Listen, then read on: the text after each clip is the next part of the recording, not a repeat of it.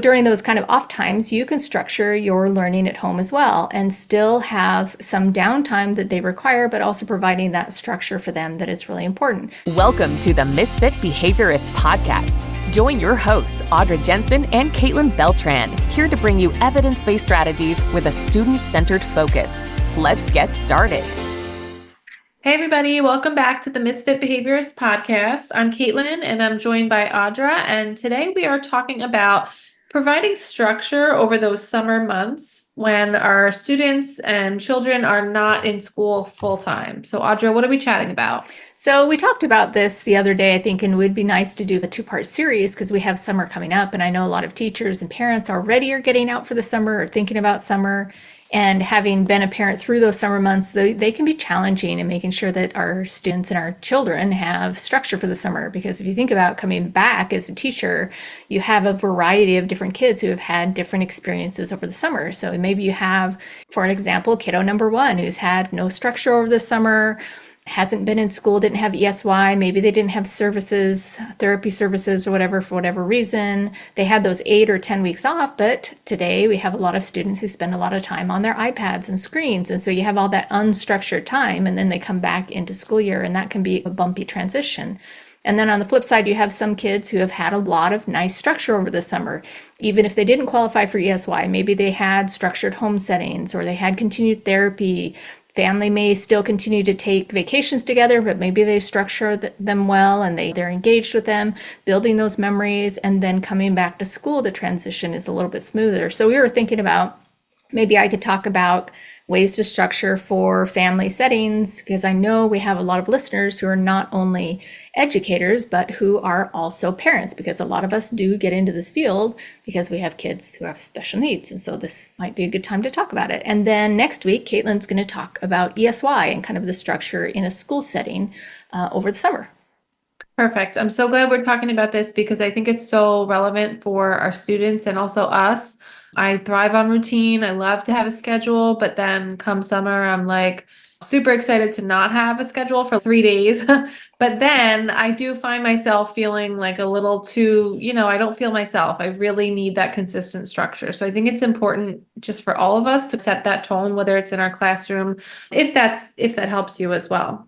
Right. And I had 2 different kids who had very different needs. So I had one who really needed that structure, and he was almost to the point being unmanageable in that unstructured time. Not even unmanageable, he would just fixate so much on screens and games and stuff that getting him back out of that and into a kind of a real routine of life was really difficult. And then I had a very typically developing little girl who could do anything. You could have no structure in the summer and she was great. And so it's just parents are going to have to figure out what works for their setting within their family unit. And it may be different for one child and different for another child within the same family. So that may happen too. For sure. So hopefully we'll share a bunch of tips and people can pick and choose what works for them. Exactly. Now we've all kind of heard the term, the summer slide, and it's very common in educator lingo that we see that. We have a lot of students that come back who have lost not just academic skills, but that ability to learn in a social setting, to engage with other people. And we see that kind of loss of skills at the beginning of the school year. And it's a real challenge for a lot of us as educators. And so, like I said, not everybody's going to qualify for ESY. So I thought I'd touch on some things that maybe families can do to prevent or reduce that amount of summer slide that we have families or students coming in with. Definitely. So here's kind of some practical strategies that I thought that will keep learning fun and engaging all summer long. And the why is because we want to prevent that academic regression, but also boost specific skills from the home setting you guys are working on that's important. Prevent kind of that withdrawal effect that we see of too much screen time at the beginning of a school year. I've been a part of that many, many times, having students who have had those 8 weeks of just constant screen interactions, and getting them off of that and back into a learning setting is really hard. And then also making that transition back into, like I said, that group setting and learning how to learn in a group. And all of these little ideas that you can do at home helps that make it better for our teachers, and it also makes learning not seem so boring. Some students are going to qualify for ESY services, which is extended school year. And Caitlin is going to talk about this more next week. But those that do receive ESY really is that special education service that provides additional instruction and support during the summer months for students who qualify. Now, students really need to qualify due to a team decision and impact of making those IEP goals. It's determined on a team basis whether the student qualifies or doesn't qualify, and what that looks like is going to be very individualized. So I won't go into all that. I assume Caitlin's going to talk about that next week. But for those that do get ESY, the pros of getting that is you get an additional skill maintenance opportunities. You have that consistent routine that you're continuing on from the school year. ESY will look different no matter what. I've never seen an ESY setting look exactly the same as a school year. Maybe they're out there, but it will look a little bit different, but it does give some level of consistency and routine to those students. And then you're able to continue that progress that you've been working on, especially if they've had some nice progress, or maybe they're on the cusp of learning some really great skills. That's a great time, those pivotal goals, being able to work on that during those summer months. And then some of the cons would be there might be a struggle in getting approved for those services. And maybe Caitlin will probably talk about some of that too, and how parents can navigate that. Just getting approved can be difficult. And my only advice in this point is, as parents, just make sure you understand your legal opportunities, that you have a right to find out more about if you've been told no, why, and to really understand your legal rights in requesting and receiving those services. The caliber of services might be different during the summer, so I would just caution that parents don't always expect ESY to look exactly like the school year. You're not going to have the same staffing necessarily. You're not going to have the same students necessarily. It's going to look a little bit different. Sometimes it's a crapshoot, sometimes it's amazing. So it just really, it's a little bit different. And I think too, just thinking about, I love what you pointed out for parents to consider. Make sure you understand that you do have a seat at the table, and that's a conversation for the team, not just the school. That being said, I did work where I work now. It's a public school, so staff are not obligated to work it. Of course, most special ed staff do. It's a fun opportunity to make some extra money. It's later hours. But when I worked at a private school, we were required. So that district, we had 1 week off in the beginning of the summer and 2 weeks off at the end. Otherwise, same hours, same day, same staff. So that, I think, would be the only time that it is exactly the same. But I would imagine if that was your students' needs, they would be in a setting like that.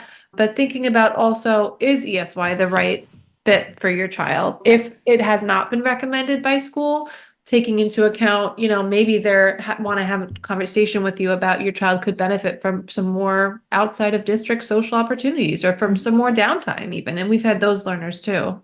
And that's exactly what I was going to point out, is that our son did qualify for ESY a couple of years in a row. And it's enough time has passed. It was that we knew he could qualify, but they had their set reasons of saying no. We could have pushed it legally, and we chose not to because we thought he was really on the cusp of being able to learn better with his typically developing peers. And so we went into what I'm going to talk about next, was looking into local community support systems and camps. And we found that, and if we had felt that ESY in that particular school district would have benefited him, we would have pushed that. But at the time, we decided to go ahead and make the choice to go with the summer camps, which was the next thing I thought about. Maybe you're not getting ESY or any sort of schooling services, but you can look at local summer camps. And there are different types of camps in your area, whether they're academic or based on social skills. There's a lot of vacation Bible schools are out there, whatever's important to you, therapeutic. There's lots of really great horse riding ones that we never did, but it would be really fun. And so my tips for that would really just to be to focus on your learners or your child's interests and really find camps that he or she would be interested in. So like the ones that we chose were ones that were math-based and space-based, and he's all a STEM kid. And so we found ones that he was interested in. And so that's one, is to focus on their interest, and then to also assess the level of support in the camp. So some of the camps are going to have 16-year-old kids running the camp, which may be great, and you may have a student who does really well in that type of setting. We needed ones that had a little bit more structure and more highly qualified teachers that were running it, and so we chose camps that kind of had that structure.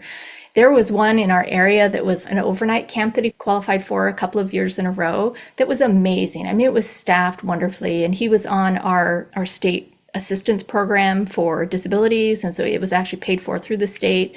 And they had one-on-one staffing ratio, and they took him to all these amazing places. And so he did that for a few years, which was really great. It was a sleepaway camp, so it was nice for us too. So looking into your community and what opportunities you have, you might talk. If you do have, it's DDA around here. It's different in every state, but Developmental Disabilities Association or whatever you have through your state. You can talk to your case manager there and find out what the local opportunities are, which ones are paid for by the state and which ones do not have contracts with the state. And so it takes a little bit of research. I know we're already into almost the summer. This is something you would want to start a little bit earlier, especially because they do fill up, those ones, especially those that are paid for by the state.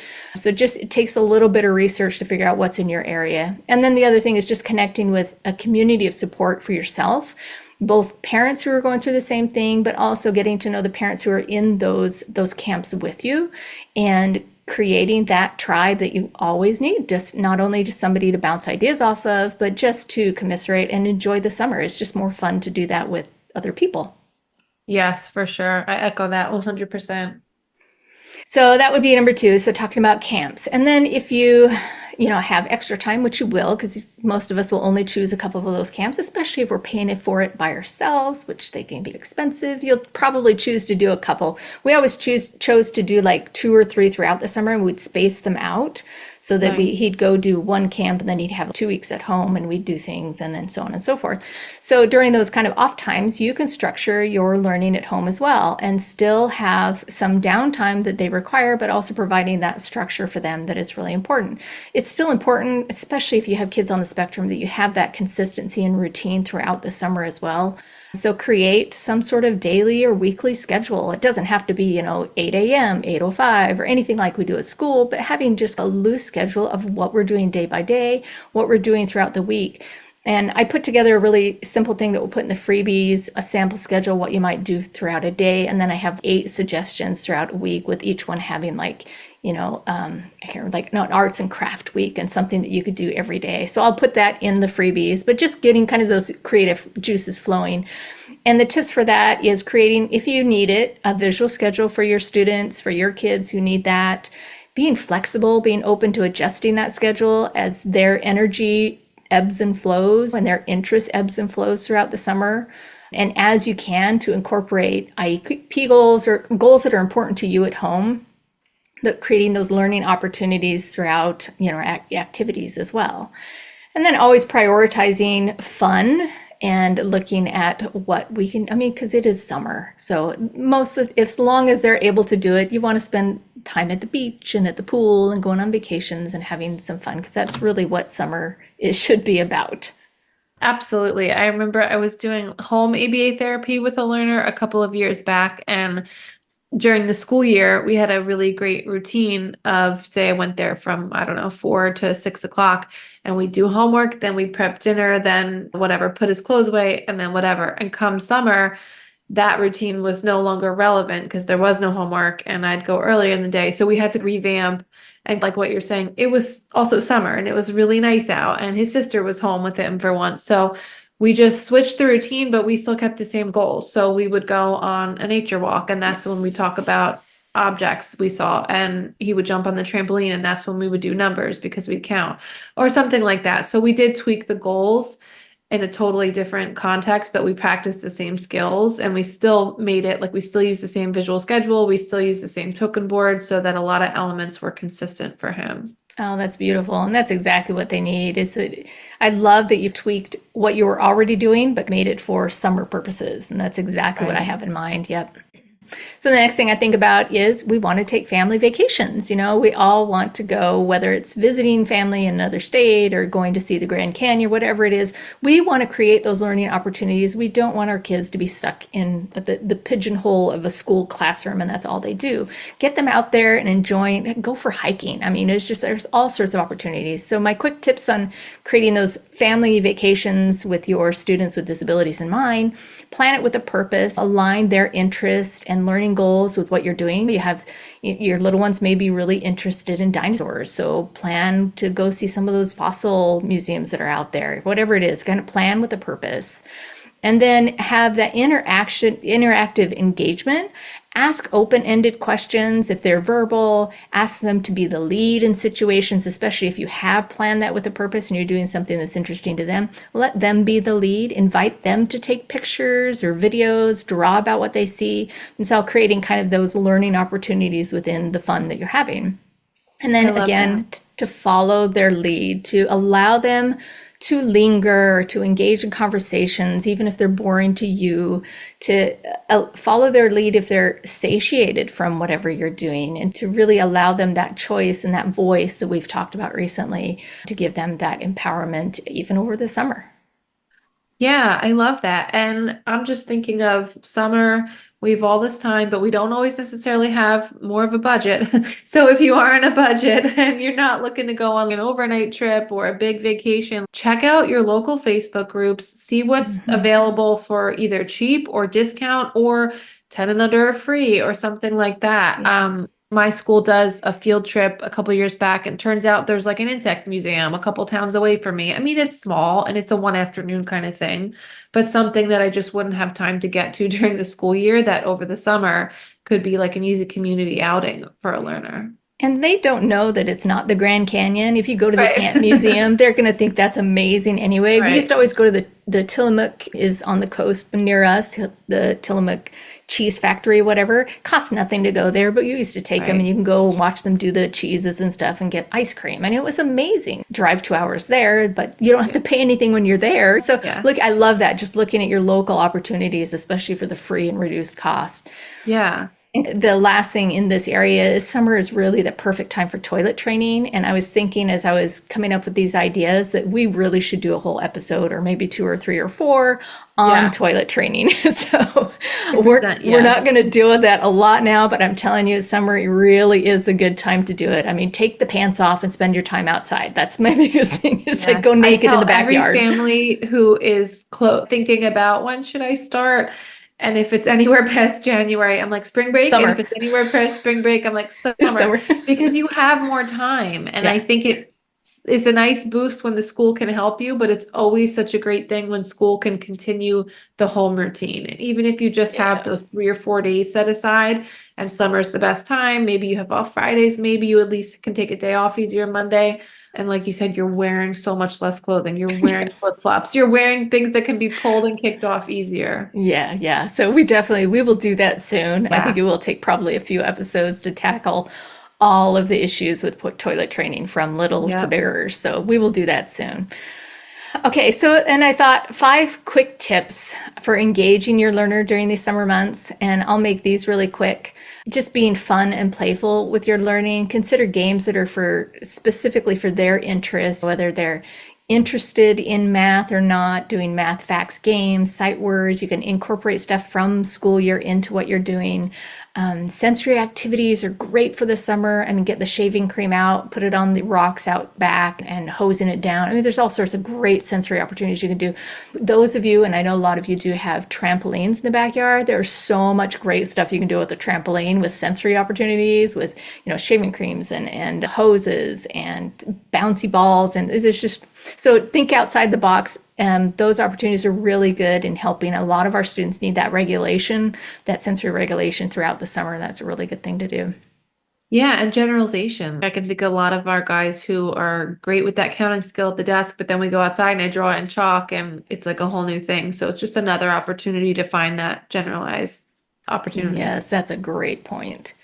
And then the second one is to leverage technology. So while we know you're not going to be able to take no time on the iPad or the screens over the summer, believe me, I'm a parent and they are a godsend during some of those months. But to be cautious about what kind of apps you have them on, be aware of what they're playing and how they're playing, be just a mindful parent during those times. Websites that are tailored to what they're interested in is helpful.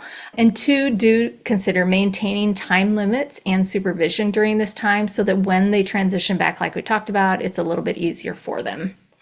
I like that a lot. I've been doing some research with my old son, and I might just drop maybe this week or next week something in the Facebook group about like tips and tricks to set limits because there's like a lot of different ways.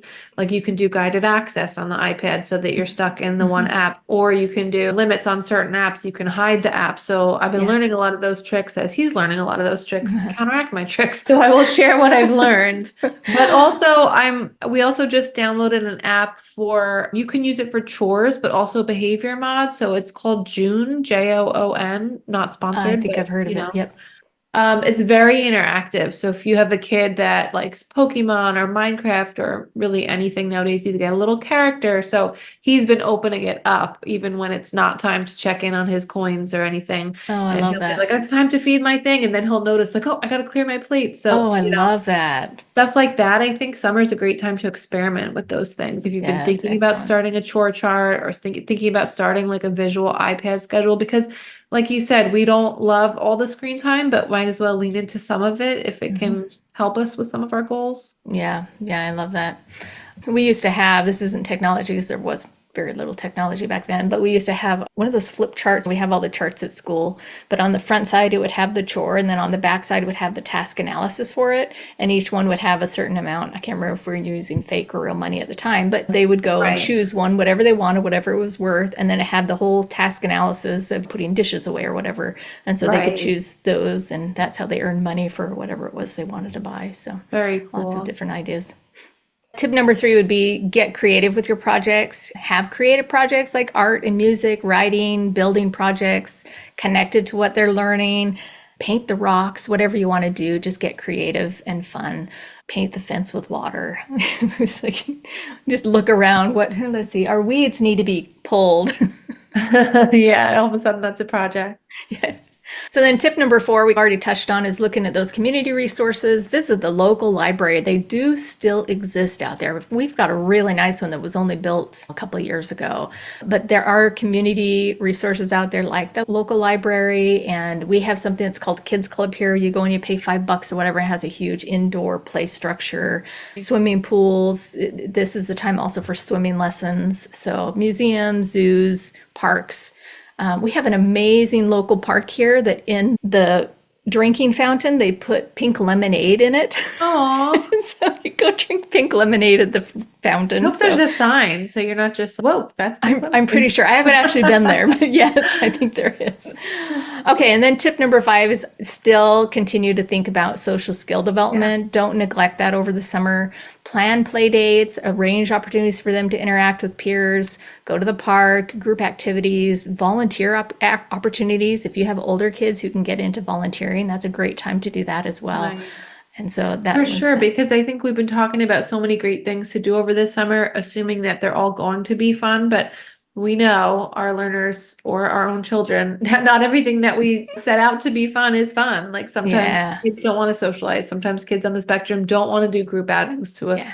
a play space or a museum. So those are just really nice times that we can target those skills because hopefully there's a little less stress because that is like their target for the day instead of school and then tacking that on at the Right. end. So you're thinking about volunteer opportunities, you're thinking about character development and providing them opportunities to serve their community. And I think that's really important that we do that. We don't have a lot of opportunity to do that during the school year when they're in school, but you as a home and in your setting at home, look for opportunities to do that. Give them a chance to serve others. I think that's really important. I love that.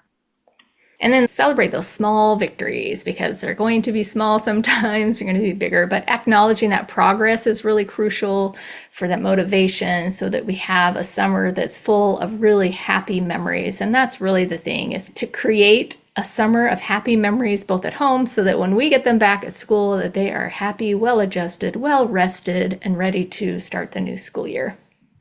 Absolutely. And I think some of those resources that we'll put in the Facebook group can help with this, like both the visual schedule, also like this fun themed worksheet. So bunch of cool freebies this week if you want to join that Misfit Behaviors Podcast Facebook group.